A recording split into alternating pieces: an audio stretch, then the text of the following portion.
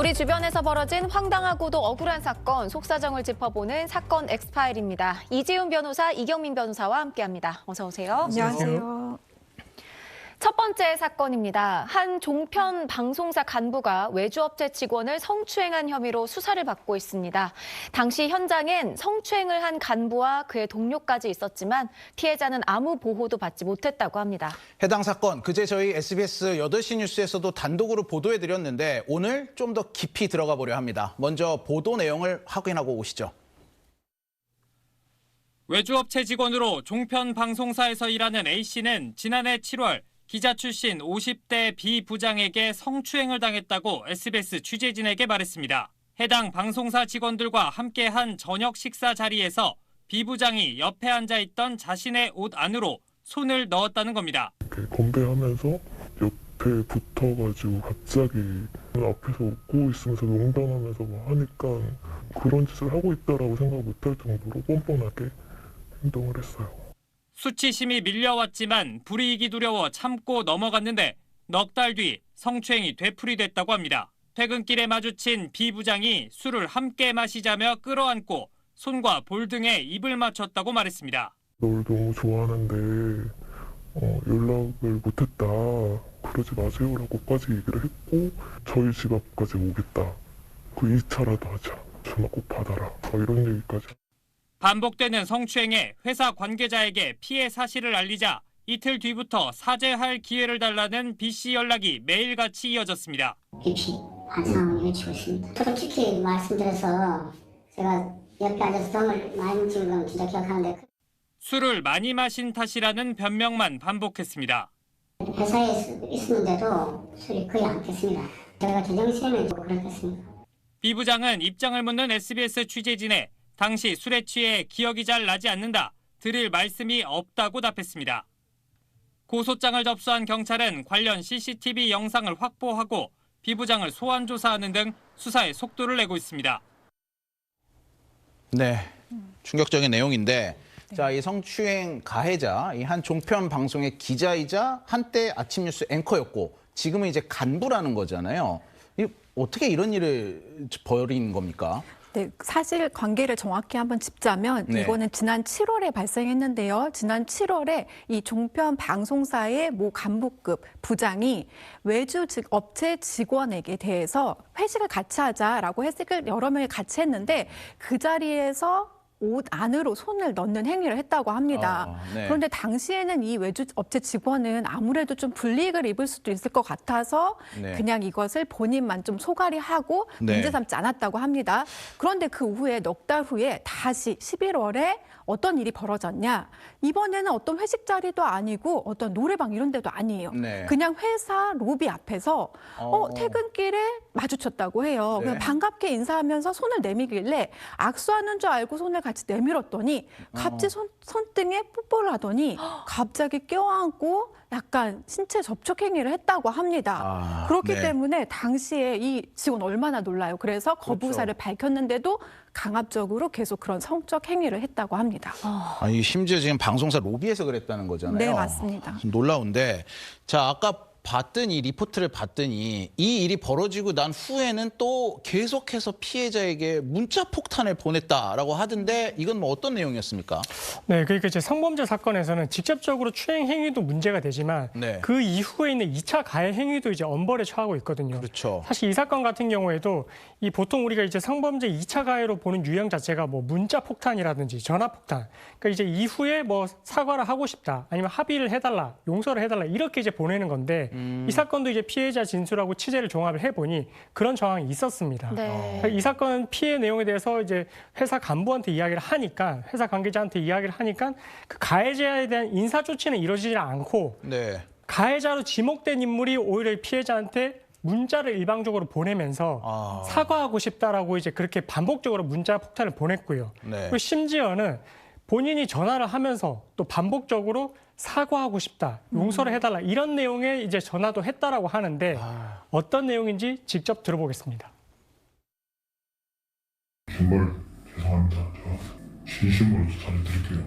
그날 낮에 술을 너무 많이 마셔가지고 너무 반가워서 제가 진짜 지나치게 표현하면서 잘못한 것 같습니다. 해서는 반대로 행동을 했고요. 아무리 술이 취한 상태라고 해서 그건 변명의 여지가 없습니다. 제가 진짜 진심으로 사죄드리겠습니다. 제가 자신이 부끄럽고 진짜 죽고 싶은 심정이었습니다. 오늘 계기를 똑바로 살아야 되겠다는 생각을 했고요. 제가 평생 살면서 보답을 하도록 하겠습니다. 죄송합니다. 네, 이런 상황이 반복되니까 피해자는 방송사 내의 내용을 잘 알고 있는 기자들에게 도움을 요청했는데요. 주고받은 내용은 이렇습니다.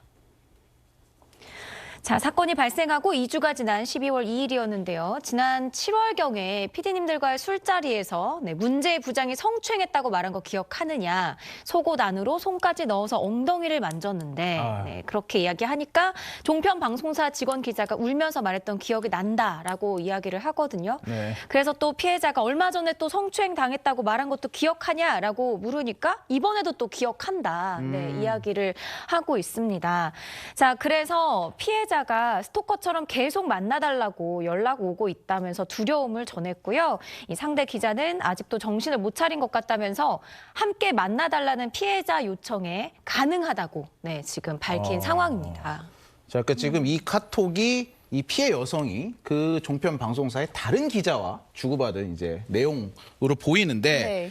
자, 어쨌든 동료에게 이렇게 도움을 적극적으로 요청까지 했어요. 그런데 이 방송사는 그럼에도 불구하고 격리 조치를 하거나 2차 가해가 계속되는데도 별다른 조치를 하지 않았다는 거죠. 네, 조치를 사실상 하지 않았는데요. 네. 그 이유는 바로 외주업체 직원이기 때문이었던 것 같습니다.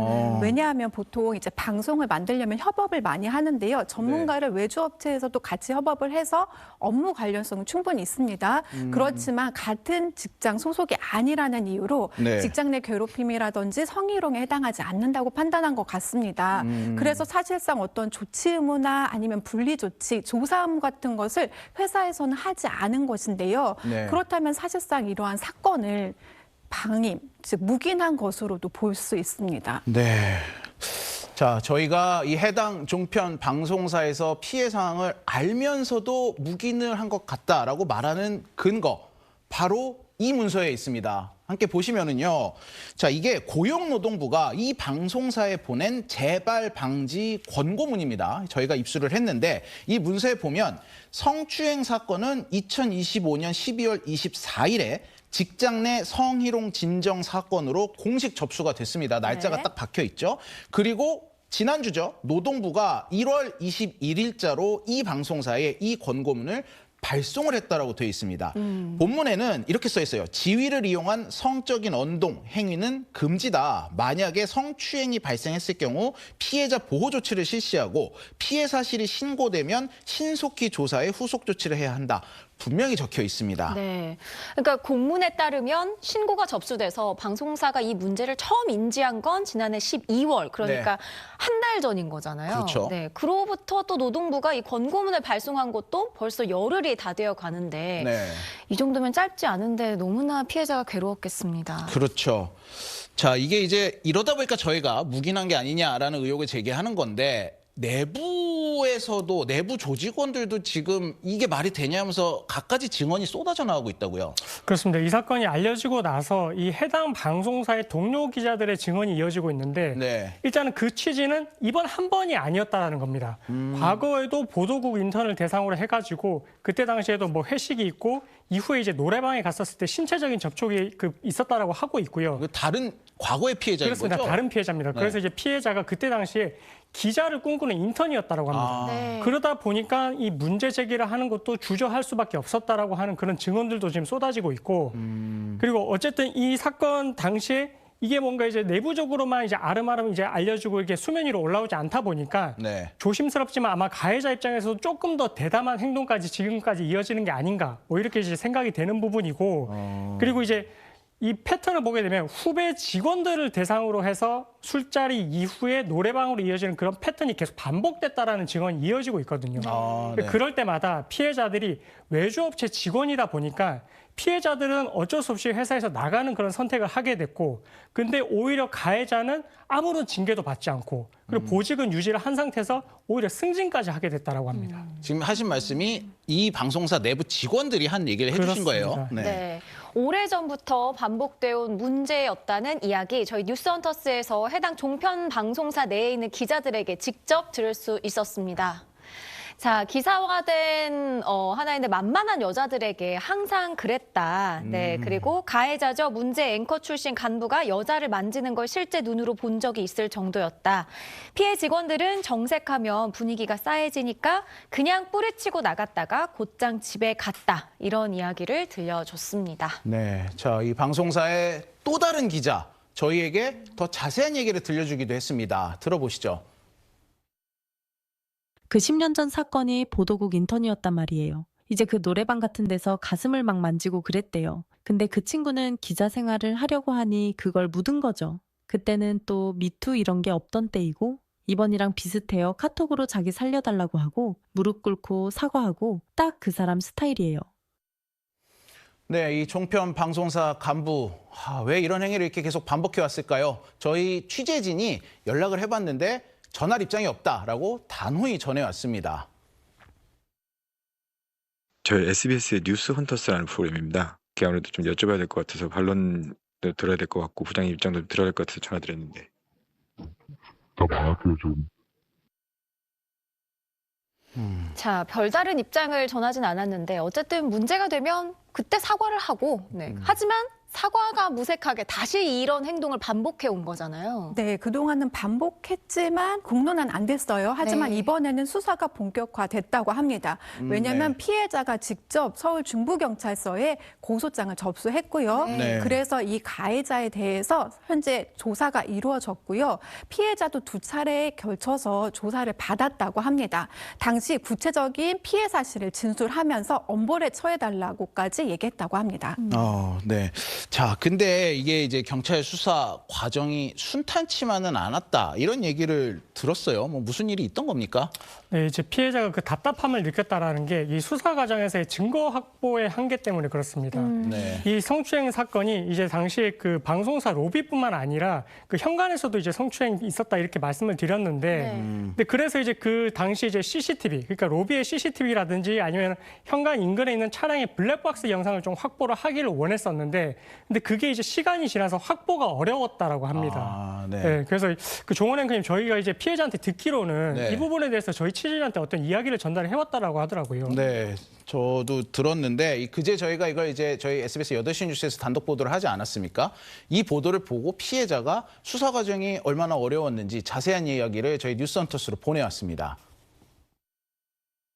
CCTV를 봤으면 좋겠는데 회사에 요청을 했음에도 그거를 보여주지 않았거든요. 수사관이 나가면 될 거란 생각해서 고소를 더 빨리 진행을 한 건데 제가 한번 볼게요라고 말씀을 하셨는데 CCTV라는 게 보존 기간이 있잖아요. 안 하셨더라고요. 그래서 그럼 그분들이 좀 확보 못 하신 거예요, CCTV? 그쵸. 그래서 제가 그거는 왜 안 보고 가셨냐고 거기 정면으로 보이고 있는데 라고 얘기를 했고 자, 그러니까 이제 피해자 얘기를 좀 덧붙여서 하자면 이 방송사 로비에 있던 CCTV, 네. 그다음에 건물 밖에 있던 CCTV 이거를 다 요청을 했는데 네. 기간이 지나서 하나도 확보를 못했다. 뭐 네. 이런 얘기입니다. 네, 정말 답답한 상황인데요. 도대체 왜 이런 상황이 벌어진 건지 해당 경찰서로 문의를 해봤습니다. 본인이 맨날 이렇게 전화해서 부탁하는데 그거는 못 말해주세요. 저도 놓칠 수는 있지만은 저도 지금 본인한테 들어서 지금 하는 건데 일단 한번 가볼게요. 맨 처음에 그 현장 봤을 때는 거리가 있어서 저는 안 비친다고 생각을 하고 그쪽으로 가지를 않았어요.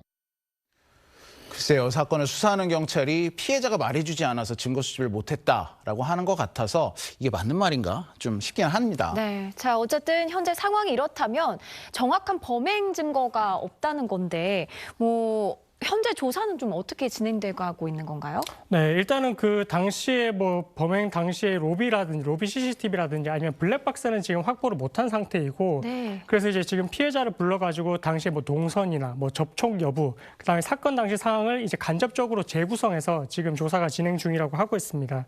그래서 피해자 입장에서는 내가 진짜 이런 피해를 당한 게 맞는데 이런 확보를 할 수 있는 물증이 한계가 있다 보니까 그 부분에 있어가지고 수사기관에서 너무 더디게 진행을 하고 있는 게 아닌가 이런 부분도 조금 답답해하고 있고 혹시나 이 부분에 대해서 입증이 좀 부족하면 어떡하지 뭐 이런 부분들에 대해서도 조금 두려워하고 걱정을 하는 것 같습니다. 네.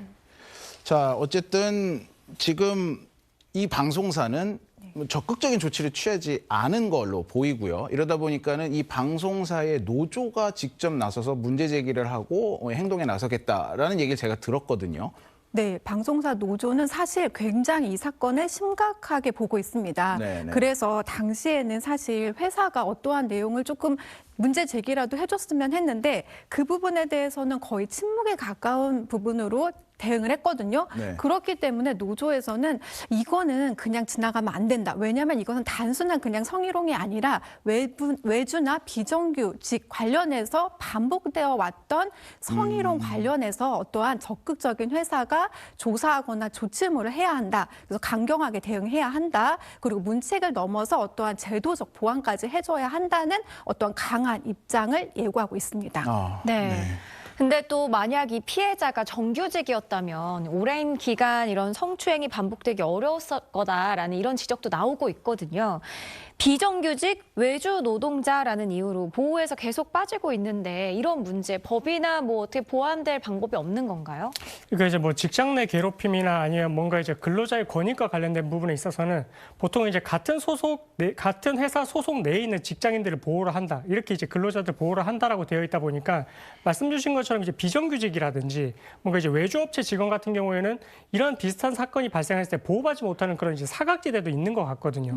그러다 보니까 사실은 뭐 이제 뭐 임금이라든지 퇴직금 뭐 이런 부분 돈적인 부분도 중요할 수 있겠지만 근데 이 사건은 이제 다른 사건이 아니라 성범죄 사건이지 않습니까? 네. 성범죄 사건인데 내가 이제 지위가 비정규직이라고 해서 뭐 외주업체에서 프리랜서로 근무한다고 해서 보호를 받는 데 있어서 정규직 근로자와 차별을 받는다? 그건 말이 안 되는 것 같거든요. 네. 그래서 적어도 이런 성범죄 사건에 한해서는 이런 기준점에 차이를 두는 것보다는 오히려 조금 이제 법적으로도 이런 부분들이 이제 뭐 근로를 하고 있는 당사자 같은 경우는 누구나 이제 성범죄 사건에서 좀 1차적으로 보호를 받고 그리고 2차 가해 행위에 있어서도 보호를 받을 수 있는 그런 기준이나 법적인 장치를 좀 마련하는 게 필요할 것 같습니다.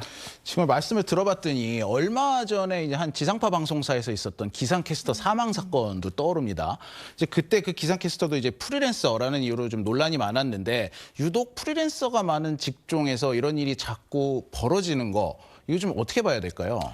아무래도 조금 사회적인 인식도 좀 무시를 못할 것 같습니다. 뭐 조심스러운 말씀이 될 수 있겠지만 이 프리랜서로 근무를 한다라는 말은 언제든지 회사에서 그만두고 나갈 수 있다라는 그런 상황이다 보니까 회사 입장에서도 정규적으로 근무하는 근로자보다는 조금 더 그 보호를 하는 부분에 있어서 좀 소홀히 할 수 있는 지점이 있는 것 같거든요.